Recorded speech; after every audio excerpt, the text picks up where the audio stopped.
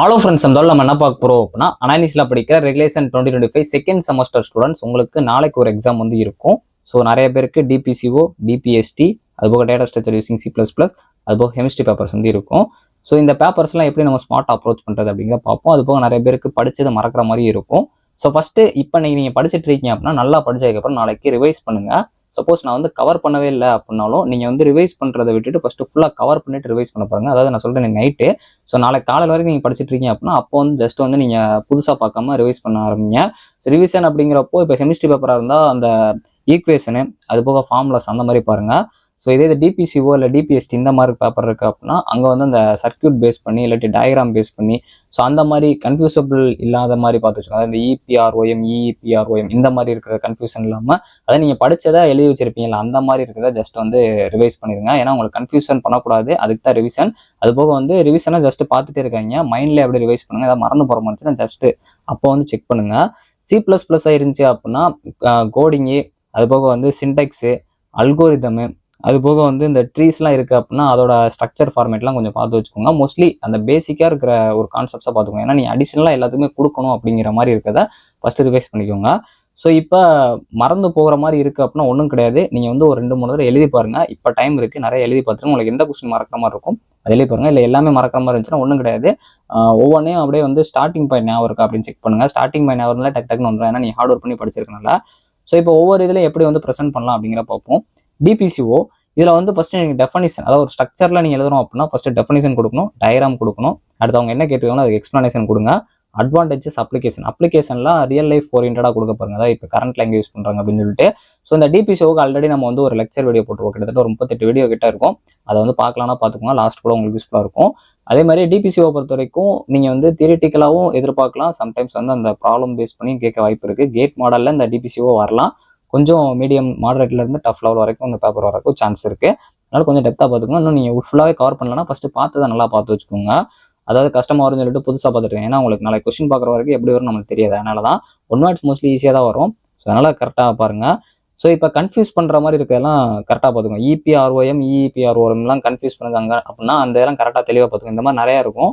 So அதே மாதிரி தியரியை மட்டும் எழுதாதீங்க, டயக்ராம் போட்டு எழுத பாருங்கள். ட்ரூத் டேபிள் கொடுக்க பாருங்க. ஸோ பைனரி கன்வர்ஷன் பண்ணுறீங்க அப்படின்னா கரெக்டாக வந்து அதை வந்து பார்த்துக்கோங்க, தப்பாக வந்து கன்வெர்ட் பண்ணிடுறாங்க. ஸோ எனக்கு ஒன்றுமே தெரியல ப்ரோ, லாஸ்ட்டாக இப்போ நான் என்ன பண்ணணும் அப்படின்னா டெஃபனிஷன், டயக்ராம், கீ பாயிண்ட்ஸ் இதை மட்டும்னாலும் பார்த்து வச்சுக்கோங்க. ஸோ இப்போ டிபிஎஸ்டி பொறுத்த வரைக்கும் ட்ரூத் டேபிள் ரொம்ப மெயின், அதை கரெக்டாக பார்த்துக்கோங்க. கே மேப் நல்லா பார்த்து வச்சுக்கோங்க. பூலியன் அல்ஜிப்ராவோட லாவை வந்து கரெக்டாக ஸ்டெப் வைஸாக கொண்டு போகிற மாதிரி பார்த்து வச்சுக்கோங்க. லாஜிக் கேட்ஸை கரெக்டாக போடுற மாதிரி பார்த்து வச்சுக்கோங்க. இப்போ கன்ஃபியூஸ் பண்ணுறது அப்படின்னா எஸ்ஓபி அண்ட் பிஓஎஸை வந்து ராங் ஃபார்மில் போட்டுறாங்க. அதாவது இப்போ டிபிசியும் டிபிஎஸ்டியும் ஒரு சிலது காமனாக வரங்களா, இது நீங்களுமே ஃபாலோ பண்ணிக்கோங்க. ஒரு சர்க்கியூட் வரைங்கன்னா அதில் வந்து கரெக்டாக லேபிள் பண்ண பாருங்க, அதாவது என்னென்ன பார்ட்ஸ் அப்படின்னு சொல்லிட்டு. டுயலிட்டி பிரின்சிபல் ரூலை கரெக்டாக வந்து பார்த்துக்கோங்க, மறந்துடாங்க. ட்ரூத் டேபிளும் டயக்ராமும் மெயின். சப்போஸ் நான் இன்னும் பார்க்கல அப்படின்னா ட்ரூத் டேபிளும் டயக்ராம் மெயினான ஃபார்மேட்ஸாக பார்த்து வச்சுக்கோங்க. டெஃபனிஷன், அதுக்கப்புறம் டயக்ராம்ஸ் கொடுக்குற மாதிரி இருக்கும். எல்லா இதுக்குமே ரியல் டைம், ரியல் ஓரியன்டாக, அதாவது நம்ம கரண்ட்டில் எங்கே யூஸ் பண்ணுறோம் அந்த அப்ளிகேஷன் அப்படிங்கிறத கரெக்டாக பார்த்துக்கோங்க. ஏன்னா நீங்கள் கொடுக்குறப்போ அப்படி கொடுத்தீங்க அப்படின்னா பேப்பர் ப்ரெசன்டேஷன் நல்லாயிருக்கும். இப்போ கெமிஸ்ட்ரி அப்படின்னு பார்க்குறப்போ ஈக்குவேஷனும் ஃபார்முலாஸும் நல்லா பார்த்து வச்சுக்கோங்க, அதுதான் மெயின்.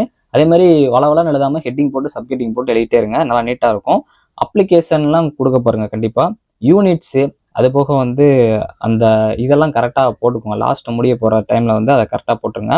இண்டஸ்ட்ரியல் அப்ளிகேஷனை வந்து எக்ஸாம்பிளாக கொடுக்க பாருங்கள், அது எங்கே யூஸ் பண்ணுறாங்க அப்படின்னு சொல்லிட்டு. அதே மாதிரி ரியாக்ஷன் மெக்கானிசம் கரெக்டாக போட பாருங்க. ஈக்குவேஷன் இருந்துச்சுன்னா கண்டிப்பாக ஈக்குவேஷன் போட பாருங்க. கெமிஸ்ட்ரிங்கிறப்போ கண்டிப்பாக ஒரு சில ப்ராப்ளம்ஸ்லாம் வரும், அதை நீங்கள் ஃபார்முலாஸ் போட்டு ஈக்குவேஷன் சப்ஸ்டியூட் பண்ணி போட்டிங்களா ஆன்சர் வந்துடும். சப்போஸ் ஆன்சர் தப்பாக வந்தாலும் சப்ஸ்டியூட் பண்ணுங்கள், சப்ஸ்டியூட் பண்ணுறதுக்கு மார்க் கிடைக்கும்.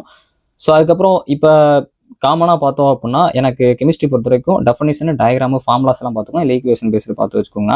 இப்போ C++ இந்த மாதிரி, அதாவது நம்மளுக்கு கோடிங் பேஸ் பண்ணி பேப்பர்ஸ் இருக்குது அப்படின்னா இந்த LIFO, FIFOக்கெலாம் வந்து ஃபஸ்ட்டு டிஃப்ரென்ஸ் பார்த்து வச்சுக்கோங்க. அது எங்கெங்கே வரும்னு பார்த்து வச்சுக்கோங்க, அதில் கன்ஃபியூஸ் பண்ணிக்கோங்க. ஸ்டாக்கு, லிங்க் லிஸ்ட் இதெல்லாம் கொஞ்சம் நல்லா பார்த்து வச்சுக்கோங்க.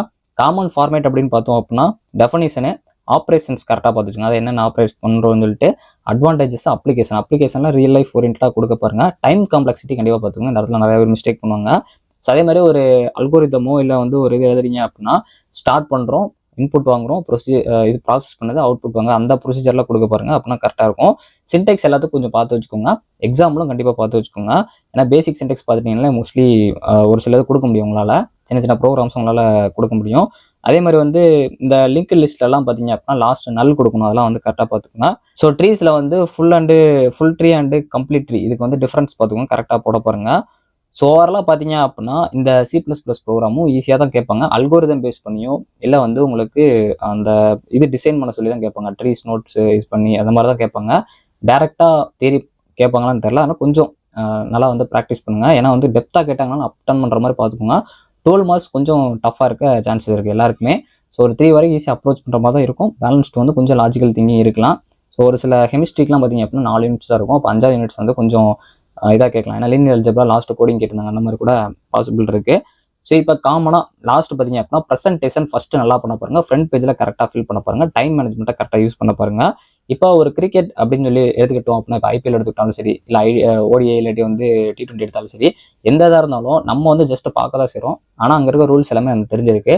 இப்போ FIFA வேர்ல்டு கப்னாலும் சரி, ஃபுட்பால் இல்லை ஏதோ ஒரு நம்ம பார்க்குறோம், ஹாக்கி எது பார்த்தாலும் சரி, அதோட ரூல்ஸ் எல்லாம் நம்மளுக்கு தெரிஞ்சிருந்தா அதை பார்க்குறப்போ நம்ம அங்கேருந்து ஃபேஸ் பண்ணுற மாதிரி ஒரு இது இருக்கும். அதே மாதிரி தான் ஃபஸ்ட்டு இந்த சப்ஜெக்ட்ஸ் எல்லாத்துக்கும் நீங்கள் பேசிக்கான ரூல்ஸு எப்படி இருக்குது, எந்த மாதிரிலாம் வருங்கிறத தெரிஞ்சுட்டு அதுக்கப்புறம் படிங்க. இல்லை லாஸ்ட் ரிவிஷன் பண்ணப்போ இதெல்லாம் பார்த்துட்டு போயிருங்க. ஏன்னா எல்லாத்துக்குமே நீங்கள் அடிஷனலாக இதெல்லாம் கொடுத்தீங்க அப்படின்னா நல்லாயிருக்கும். இப்போ கோடிங் பேப்பர்னா சின்டெக்ஸோ இல்லை எக்ஸாம்பிளோ இல்லை அதுக்கு ஒரு டயக்ராம் மாதிரி கொடுத்தீங்க அப்படின்னா, அந்த ட்ரீ டயக்ராம் நோடு டயக்ராம் கொடுத்தீங்கன்னா கரெக்டாக இருக்கும். அதே மாதிரி DPC ஒர்க்கு அந்த சர்க்கிட் பேஸ் பண்ணி அந்த மாதிரி கொடுத்தீங்கன்னா கரெக்டாக இருக்கும். கெமிஸ்ட்ரிக்கு ஈக்குவேஷன் பேஸ் பண்ணி ஃபார்முலாஸ் பேஸ் பண்ணி கொடுத்தீங்கன்னா நல்லாயிருக்கும். இந்த மாதிரி நம்ம அடிஷனலாக கொடுக்குறப்போ நம்ம எழுதுகிற கண்டென்ட்டுக்கு கொஞ்சம் மார்க்ஸ் கிடைக்க வாய்ப்பு இருக்குது. கொஞ்சம் நாளைக்கு டெப்த்தாக யோசிக்கிற மாதிரி கூட கேட்கலாம். எப்படி கேட்டாலும் உங்களோட ப்ரெசன்டேஷனை கரெக்டாக பண்ணி விட்ருங்க. அவங்க கேட்குற ரெலவெண்ட்டாக ஆன்சர் கொடுக்க பாருங்க. நீங்கள் ஒரு கொஸ்டின் படிச்சிருக்கீங்கன்னு சொல்லிட்டு அதிலே விட்றாங்க. கொஸ்டின் நம்பர் தெளிவாக போடுங்க. ஃப்ரண்ட்டில் டிக் அடிங்க, பேக்கில் டிக் அடிக்க பாருங்க. கொஸ்டின் நம்பர் கரெக்டாக போடுங்க. சப்டிவிஷன்ஸ் இருந்துச்சுன்னா சப்டிவிஷன்ஸ் போட பாருங்க. 6+6 ஃபார்மேட் கேட்குறாங்க அப்படின்னா ஒன்று தெரியுது இன்னொன்று தெரியல அப்படின்னா அந்த ஃபஸ்ட்டு தெரிஞ்சு எழுதுங்க. ஸோ ஆர்டர் எழுதுனாலும் உங்களுக்கு தெரிஞ்ச ஃபார்மேட்டில் எழுத பாருங்க. ஸோ வரலாம் கொஸ்டின் மோஸ்ட்லி ஈஸியாக தான் வரும். எல்லாம் எக்ஸாம்ஸ் நல்லா பண்ண பாருங்க. All the best. Thanks for வாட்சிங்.